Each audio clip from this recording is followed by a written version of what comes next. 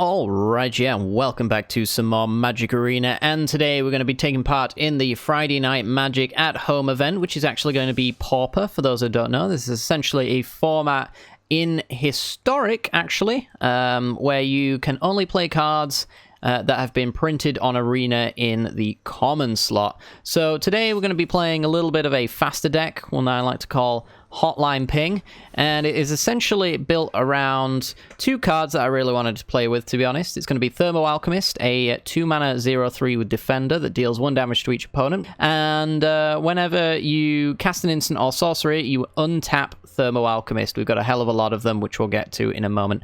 We also have Kiln Fiend as well, a 2-mana 1/2. Whenever you cast an instant or sorcery spell, it gets +3/+0 until the end of the turn, and you can hopefully do a hell of a lot of damage with that. So, and then we've got Blister Split Gremlin as well. You can pay 1 to tap this one, so it's not as good as the Thermo Alchemist. It deals 1 damage to each opponent, and whenever you cast a non-creature spell, you get to untap it as well. So any excess mana we can use on this one. It's not necessary though. We got Burning Prophet. Whenever we cast non-creature spells, we get to scry, so we can definitely set up the top card of our deck to try and storm off in a roundabout fashion.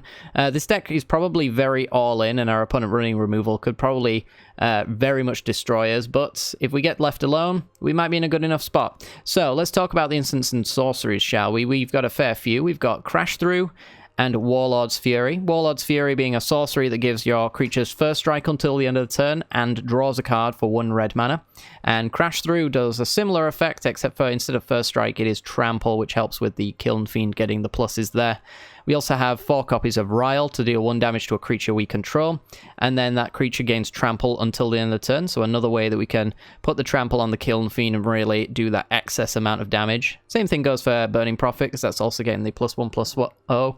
And since all of these cards replace themselves, and they're very good at just chaining together at one after the other, it actually really helps the Thermo Alchemist, who can tap, untap, tap, untap, tap, untap several times in a turn. So we're hoping to close out the game very quickly. We've got a couple of removal spells in here. We've got 4 copies of Pillar of Flame, a strictly better shock in most cases. So I guess it's mostly strictly better. 1 red for a sorcery speed, and that's where it's pretty much the downside. However, in our deck, we're going to be very all-in, so in our particular case, it's going to be strictly better for us. 2 damage to any target, and if that creature would die, exile it instead.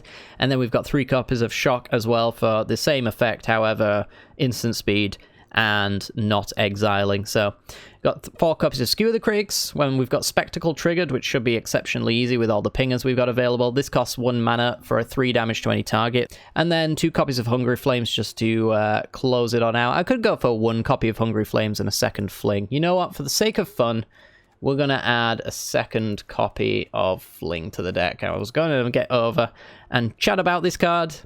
It's when we can't get in with our Kiln Fiend. Our Kiln Fiend can get exceptionally large. Maybe our opponent tries to kill it in response, so we Fling it in response. As an additional cost to cast this spell, you sacrifice a creature, and then Fling deals damage equal to the sacrificed creature's power to any target. So our targets are going to be Burning Prophet and Kiln Fiend, and our ultimate goal is to hit our opponent in the face, either post-combat or pre-combat if our opponent's got some lifelink blockers or something like that, and we don't have Trample.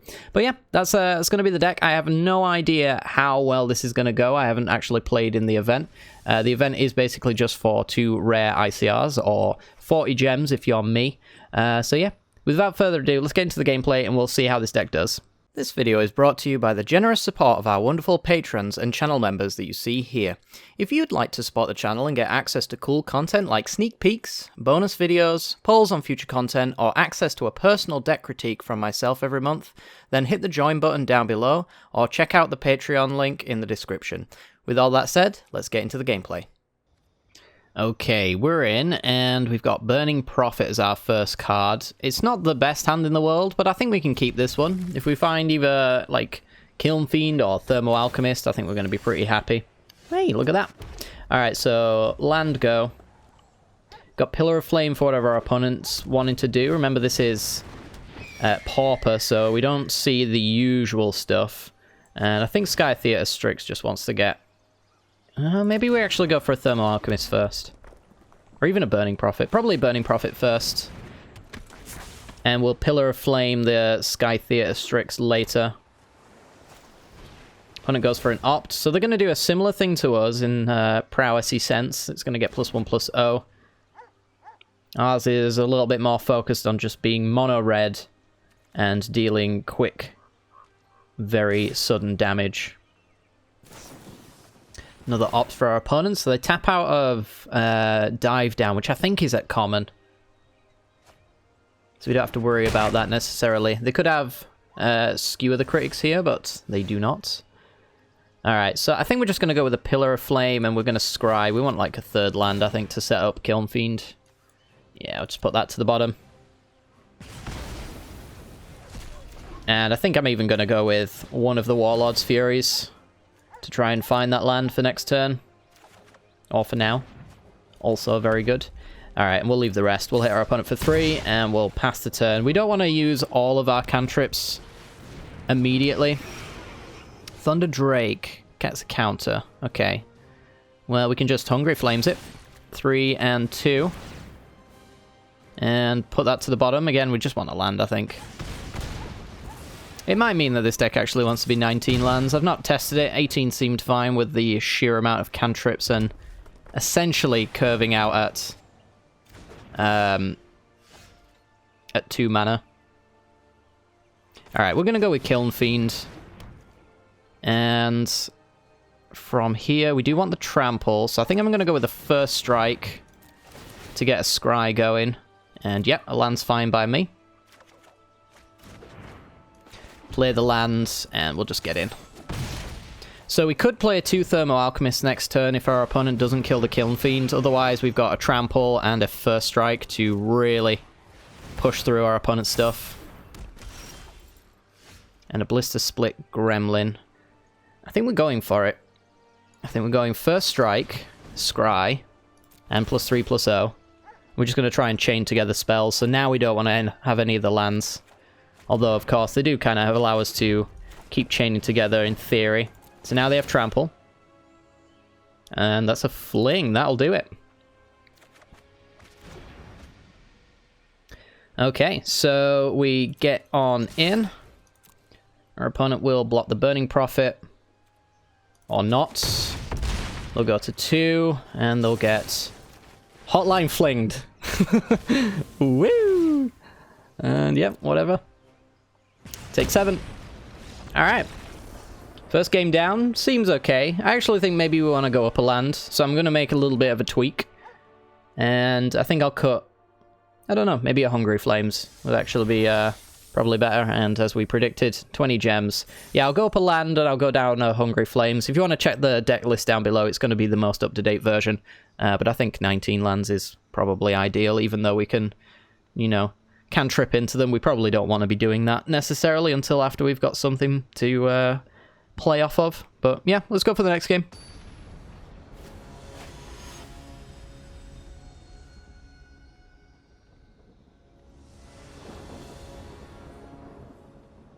Alrighty then, we're in. We've got a 1-lander with a Blister Split Gremlin. And we do have the Kiln Fiend with double Crash Through and Warlord's Fury. I'm so tempted to keep this. A land is just all we really need, so I'm gonna give it a shot. Worst case scenario, we just play Blister Split and we spend the turn either shocking our opponent to slow them down, or just pinging them. Obviously, just pinging them wouldn't necessarily be ideal, and we got Forgotten Caves. We're gonna actually play that tapped and go for the Kiln Fiend next turn. Forbidden Friendship, okay. And we got a land. So we're going to go with Kiln Fiend here. We're going to hope they don't have a shock. That would be unfortunate. Excuse me. Attacking creatures get +1/+0. Okay. So where are we going from here? I think we're just going for it. Well, we could go with a Trample and just go through our opponent's warded battlements, I suppose.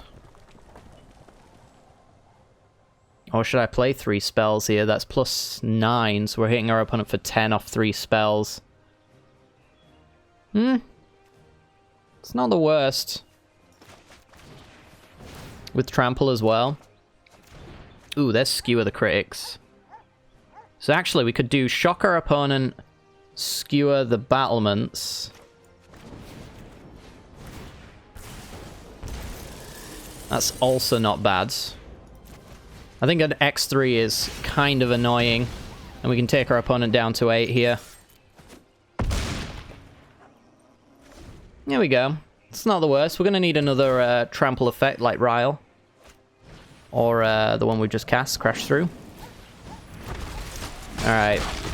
All the blockers. We got a Pillar of Flame. Which I think could win us the game. 3... Yeah, that wins us the game. Okay, so we kill that. It exiles, so it doesn't make a token. We get rid of that blocker. +3. We play Warlord's Fury. And that's 10 damage. We swing for 10. Alright, our opponent a bit too aggressive on the attacks there, I guess. I don't know what they were playing. I guess it was red-white tokens, but what's the payoff? I'm not sure. Really not sure. There's a 4-mana make 2 tokens, and then everything gets +1/+1, but I think that's uncommon. There's the Ixalan +1/+1, but if you've got the City's Blessing, it's +2/+2, but I also wonder if that's uncommon. I don't know.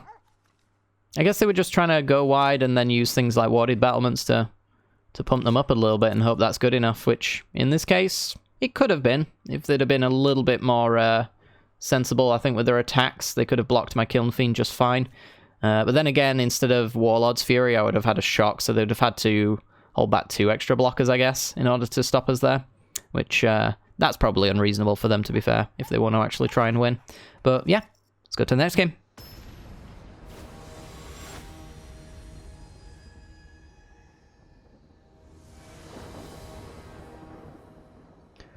Alright, we're in. We have Burning Prophet as our current card of choice. We have a little bit of removal in Shock and Skewer the Critics, so I think this one's a keeper. I almost would prefer, I think, Kiln Fiend to Burning Prophet in this situation, but with our opponent's Lightning Bolt sleeves, I imagine Shock is probably an issue. Alright, for that we want to find Pillar of Flame if we can. Is this any creature? No, it's just a creature we control. Alright, so Burning Prophet, hope for the best. If we can get some scrying done, we might be in a good spot. Underworld Rage Hound. And we've got a Forgotten Cave. Alright, so that is forced to attack, so we probably just want to shock that straight out and do some scrying. Blister Split Gremlin. I want to say bottom. I'd rather have a Thermal Alchemist, I guess. And now this is a tough one. Do we cycle the Forgotten Cave? Or do we just play it? Because we do kind of need the 3rd land. I think we just play it, and we swing for 2. Red is going to be one of those matchups I think we will probably have some issue with. And I don't think we fire off Skewer the Critics that early. Probably going to need it for something else. And another Scorched Spitter. Saving the Crash Through and the Ryle as well for when we can push through some X1s. But it looks like that's not going to be a possibility. Let's go Warlord's Fury. Grab a Mountain, okay. And I think we pass. I think we just take a little bit of damage here. I think Mono Red is going to be like our worst matchup, and, you know, any event's just going to have a domination of Mono Red. It always does. There's going to be someone who doesn't actually want to play the event, and therefore just wants to play Mono Red aggro. I can't say I'm that far off of that kind of inclusion rate, though, to be fair, since I am also playing Mono Red, but I don't know. Maybe I'm playing it a little bit differently. Cavalcade's not a common, is it? Alright, so if we had Kiln Fiend, I think we could have potentially presented lethal here. Let's see, 2, 4, 6. Yeah, I think I can just do that for now. With the situation that it is, I do not know if I can 18 our opponent. I'd have to get Burning Prophet to a 9 and still have 2 mana open, which is just not possible. So, yeah. Let's Rile. Definitely don't want that. Draw a card. Well, I got the worst version of it. Yeah, I think it's going to be a case of let's just see what we would have drawn. And then, you know, move on to the next game. Mono Red's going to be a bad matchup for us, so, I mean, if you want to do this event quickly, you just play what our opponent's playing, you don't play what I'm playing. But if you want to have fun while you actually complete the event, then I'd maybe consider playing what I'm playing. Alright, so we got to 4 damage and then we died. Alright, next game.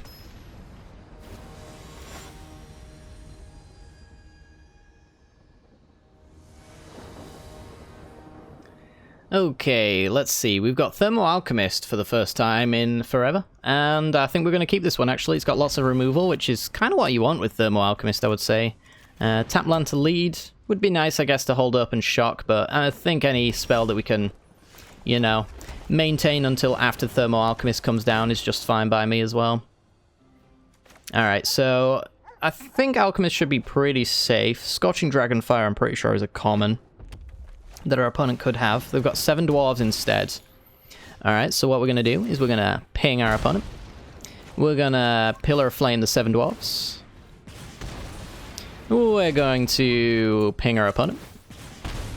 And I think we're actually just going to skewer our opponent in the face. If we're going for this Thermal Alchemist, that's probably the line we want to make. I mean, we've got the 4 damage here that we can apply to anything our opponent plays to begin with anyway, so not the end of the world. Alright, so now end step. Ping our opponent. I am not going to Rile the Thermal Alchemist, however. I think that is a mistake, since it does open our creature up into a shock. It does redraw, which is kind of nice, but yeah, I think we'll wait until that kind of thing, until after we can respond to our opponent's removal. Grim Initiate. That is currently not particularly an issue, but I guess I could Pillar of Flame it. No, I think we just want to send it all our opponent's face. When you play mono red, you need to be on the ball about the absolute best possible plays at all times, and, you know, I think waiting and leaving our opponent's Grim Initiate when we're on 20 is perfectly fine, especially now we've got double Thermal Alchemist. I think we're just sending it all at our opponent's face. So we'll see what we can do here. So we're going to do, like, Pillar of Flame our opponent, shock our opponent, Rile, untap, Rile the other one that probably doesn't die. 4 damage to target creature or planeswalker. Nope. Actually, hang on. Tap.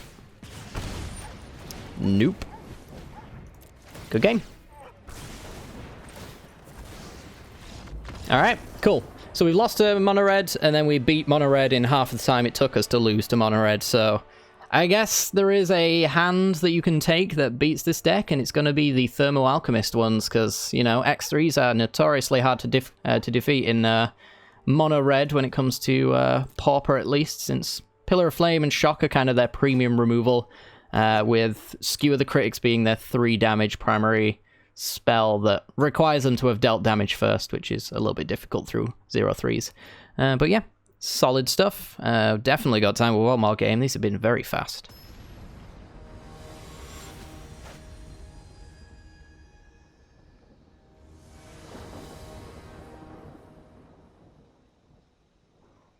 Okay, we're in. We've got Thermo Alchemist. We've had some success with that card before, so I think we're going to keep this hand. We've even got the Pillar of Flames to deal with our opponent's stuff, so yeah, feeling pretty happy about this one. See what we can do. Being on the draw kind of sucks, but, you know, is what it is. It's going to happen, hopefully, half the time. So yeah, we're just going to go land, go, play the Thermo Alchemist. Our opponent is on green-white. Okay. And Alchemist enters the battlefield. What say you, opponent? Heliod's Pilgrim. Okay. It's going to search up for an aura. I don't think I want to necessarily kill Heliod's Pilgrim, though I guess it depends on what kind of aura they grab here. I don't want to see any lifelink. And killing creatures is definitely... it's on my bucket list. So if we can Pillar of Flame the Heliod's Pilgrim and then maybe Ryle or Warlord's Fury our way into another, that'd be nice. Well, tap. Play Kiln Fiend. They've gone with a Cetessan Training as a redraw, so they must have better auras in their hand already. I'm just going to make sure that they can't just play them out this turn. Gonna have to have better cards. And we should have a reasonably good turn next turn. We got 3 cantrips that also give trample to the Kiln Fiend, so that's a +9. Jungleborn Pioneer. Alright, so that's the one that gives a hexproof token to our opponent. And a lifelinker. Oh dear. Alright, end step tap. I'm going to need some good cards here. Deck, if you don't mind. I'd really appreciate that. Alright, so we're going to lead off with Warlord's Fury. Give first strike. Untap the Thermo Alchemist. Another Warlord's Fury. You know, as cards go. That's fine. If I can force some chomp blocks, I'll be pretty happy with that as well. Another Warlord's Fury, please. Untap. It's a Burning Prophet. I should have gone with a Crash Through then. If that's the case. Take our opponent to 15. Yeah, setting up a Burning Prophet would have been very nice there. 7, 10, 13 with Trample. Plus another 2. Puts our opponent pretty close to dead, but that's not actually just dead, though. So let's Ryle Kiln Fiend.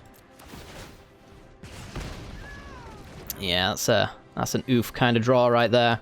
Alright, a 10-1 first striking Trample is what we've got available. I don't think we just throw out all of our instants, though. I think we've got to save a few. If you want to block with Beloved Princess, I'll be all for that.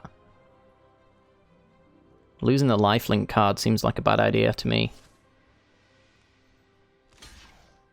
So taking 8. Okay. Well, I will pass the turn. So the reason I want to wait a little bit is to get the Burning Prophet so I can scry and then hopefully set up more cantrips off the top. More cantrips the better, and if we can get some removal off the top, that would also be pretty nice. As it currently stands, I guess, with information that we know, they're going to Cetessan Training up the Beloved Princess and go to a 9, but that's almost certainly not going to happen. I know the new Ancestral Mask, basically all the glitters in green, is actually in common, which is absurd.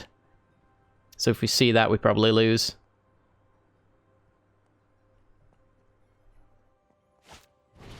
Squire's Devotion on the token. Okay. So they can get in for 4, and I can block 2 of it. And I'll do some tapping. So our opponent is at 10. Can we kill them at 10? So I could go Burning Prophet.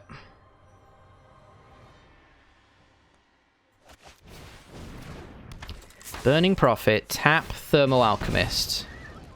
Play Crash Through, gain Trample, untap the Alchemist. Warlord's Fury is a redraw, so we take that. Tap Thermo Alchemist, take them to 8. Warlord's Fury, first strike and trample. Kiln Fiend, not good enough. And it's a Gremlin. So we go tap. Skewer. 7, 6, 5, 4. Yeah, just skewer them. That's fine. And there's a shock there, sure, why not? Tap here.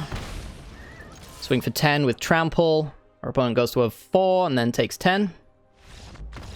And we just managed to get them. Fantastic. Yeah, I think if they'd have got Ancestral Mass there, we probably wouldn't have won. This is not a deck I actually expected to see, to be honest. You know, I feel like, I think Ancestral Mask really just kind of makes it for this deck, right? So if they don't find that kind of thing, they're in a bit of trouble. I wonder how many of the Jumpstart auras that they added are in common. I don't think many of them are. Or even the historic anthology ones, actually. I don't play too much Pauper, obviously, because it's not on Arena very often, but even then, I kind of prefer Artisan. I feel like most of the good cards in Magic's recent history are actually in the uncommon slot, and you build around them with commons, but that's just me. I guess Jumpstart and the historic anthologies have added a fair few interesting ones, though, over the year. So, yeah, pretty good anyway. Let's go for another game.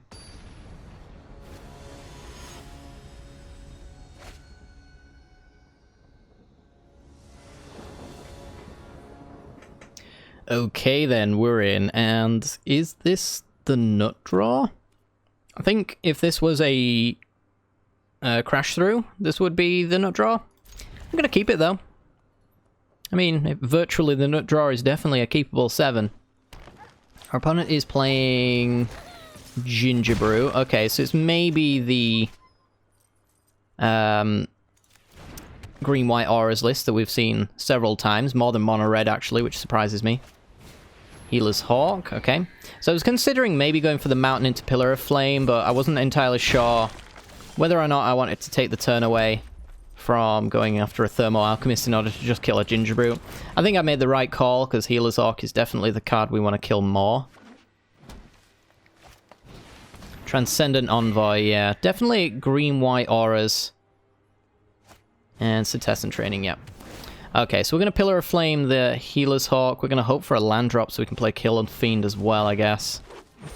This is a very good hand for them. They're going to need a little bit more aura action, I guess, but... yeah, you know what? As cards go, that's fine. So we can do Pillar of Flame, kill the Healer's Hawk. Untap our Alchemist. And I think we save everything else.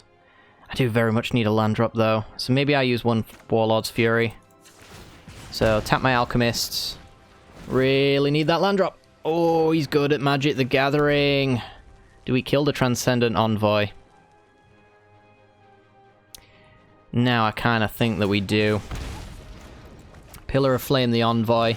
You don't want to use too many of your instants and sorceries before you have something like Kiln Fiend out to go for the kill, but I think we lose if we don't take care of those flyers, especially the life-linking ones. Can't attack or block. Totally fine.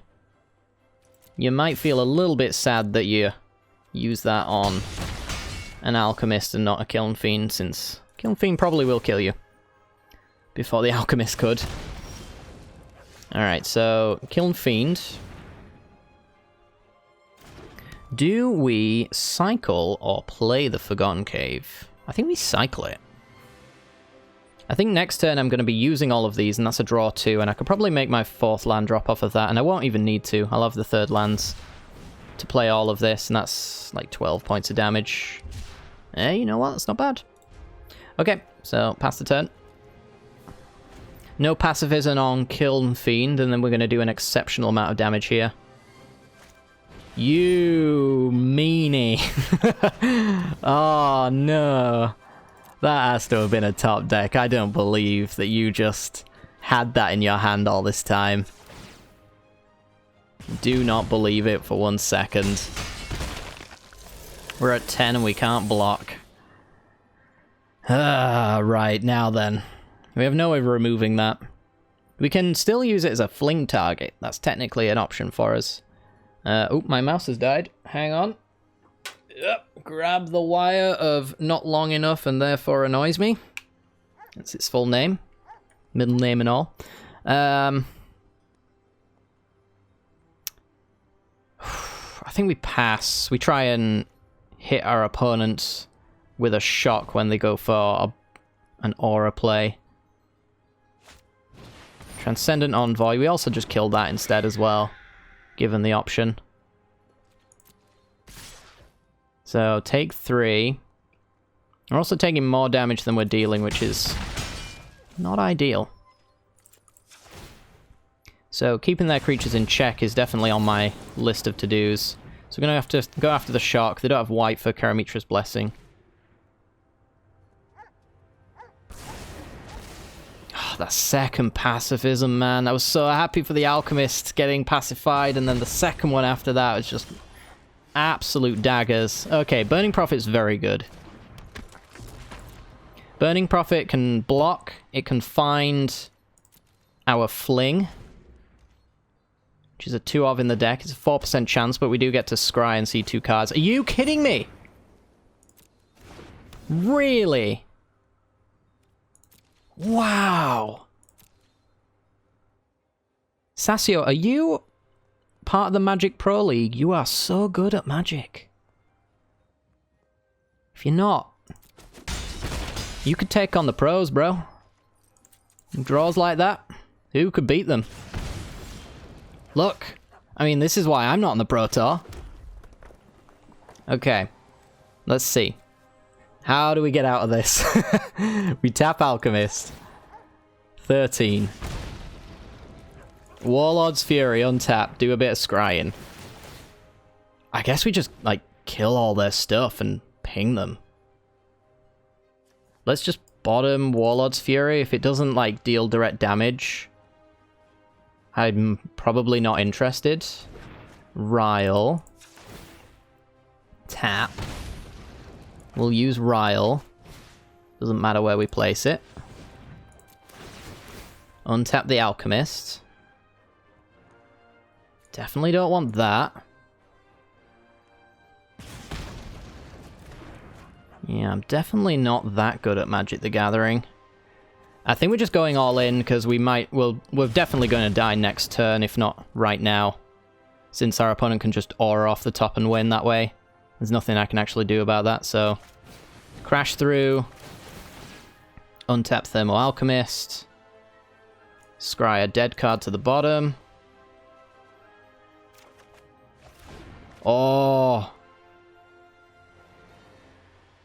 Oh, 1 card. 1 land short. Okay, no aura from them.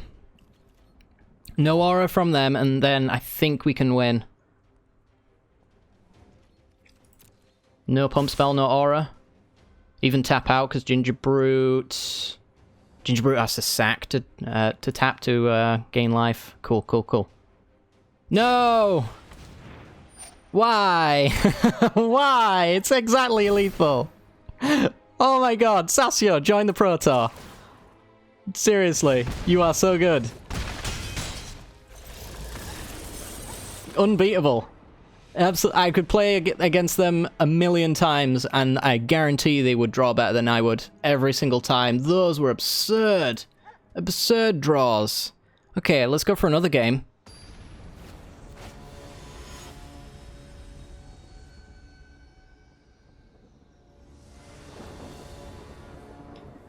Okay, we're in. We got turn 1, Blister Spit Gremlin with a Burning Prophet. I actually didn't mean to click keep as quickly as I did there.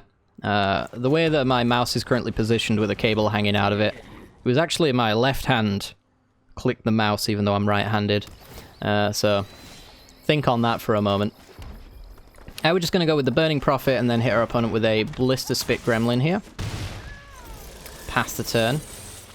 Yeah, I'm kind of... using my mouse sideways, and then my hand is like just slightly in front of my mouse right now, so I accidentally pressed it. Fun fact. I know. So exciting. Conversations with SuperMadLad. Alright, so we're going to go Mountain. We're going to ping our opponent for 1. I think we're then going to skewer our opponents. Untap the Gremlin. And I think we're just going to send it in.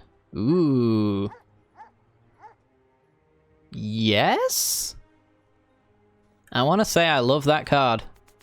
We've got Skewer and Pillar of Flame to attack our opponent's creatures, so I think we take that. We hit our opponent for 3. They're at 13. It's a pretty good life total for them to be at. I'm guessing their auras yet again. Is auras more popular than mono red? Blows my mind, but it appears to be. Alright, we're just going to go with Burning Prophet. And I think we're just going to swing like that. We're going to, like, Blister Spit Gremlin our opponent. No sense in throwing it out there into a flasher that I don't know about. Don't know what it could be, but it could be out there. And you never know. Our opponent's doing nothing, so, you know. Is what it is. Fling. Okay, so tap Thermal Alchemist. Tap the Gremlin. Skewer our opponent. Untap everything, do some scrying. Rile. Yes, that's fine. Swing for 2. And then plan on just gremlinging and alchemisting on their end step. Jade Guardian, their first spell for the turn. I'm guessing it is a Boggles list that has just died and done nothing. Which is kind of what you'd expect against this deck's nut draw, to be honest. And you are dead. Trigger, trigger, trigger. None of it matters. Yeah, that's fine. And we got them. Alright. That is, that makes up for the last game. The last game I went up against Pro Tour Legend. This time we went up against Kitchen Table Champion Matt Sprayer, who didn't play anything. So, you know, swings and roundabouts, ebbs and flows and all that. But yeah, I think that's going to do it for today's video. It's probably a little bit shorter than normal, but I'm a little bit pinched on time this week, so apologize for that, and also, I guess, for the late video, but this is kind of, you know, recorded on the day since it's an event. But yeah, if you did enjoy this kind of content and you want to see more Pauper in the future, let me know. It's one of those that kind of pops up like once every 2 or 3 months. It's not my favorite format. I do prefer Artisan, but if this video gets enough views, enough likes, you know, enough attention that makes me think that you guys also want to see it, then maybe I'll return for the next one around. So let me know down in the comment section below. Without further ado though, gonna end it off here. Hope you all have a great day, and I'll see you all later. Ta-ra!